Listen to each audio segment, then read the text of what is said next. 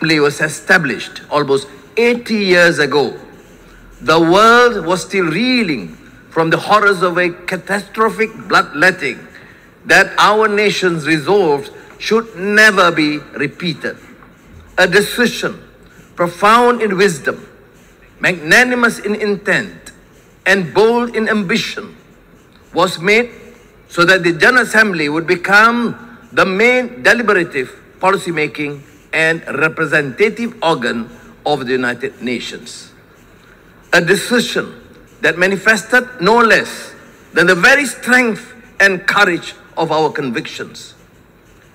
By giving equal voice to the sovereign nations of the world, the founders of the United Nations pursued a vision of a more democratic world, predicated on the dictates of equity and justice. This was a vision that consigned to the past the predations of the strong of the weak, the strong over the weak, of the rich and powerful over the poor and the marginalized, and of the big powers over the rest. That vision, in my opinion, has been utterly shattered to pieces. Today, we find that the major powers and those that aspire to greater international status are increasingly casting the United Nations aside for smaller, supposedly more efficacious platforms.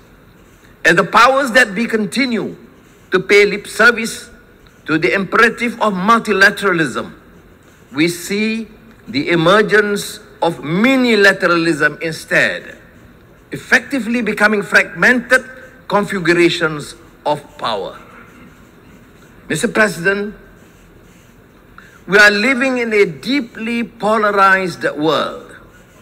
We are seeing major power rivalry unfolding with consequences that will negatively impact nations, especially the smaller ones in the regions of conflict.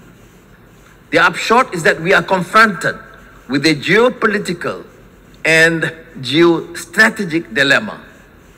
While the major powers continue to assure that a binary choice is not being imposed, the reality for many is that it is the only choice offered. Unchecked, this will ultimately lead once again to a world where the masses are unrepresented, where the few rule over the many and the many resent the few.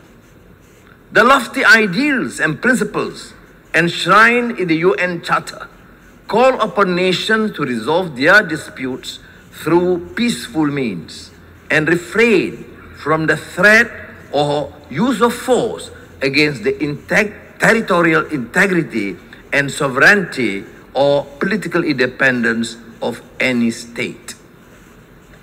We condemned unequivocally the Russian invasion of Ukraine. This conflict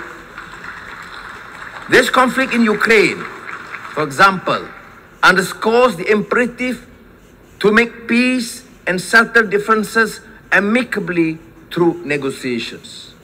Nevertheless, time is not on our side. And owing to the protracted failure to deal with this Russian-Ukraine crisis, I urge for a concerted multilateral effort led by the United Nations to resolve this. We cannot choose our neighbors, but we can choose to live in peace with them. And peace cannot happen without the cessation of hostilities by all parties. It is imperative for all parties to return to dialogue and resolve their differences through the negotiation table.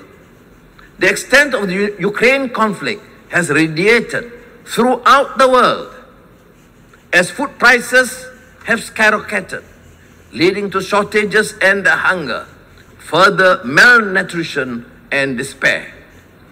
As in other conflicts elsewhere, be it in the Middle East or Southeast Asia, forced migration take place, piling on the problems of refugees and statelessness.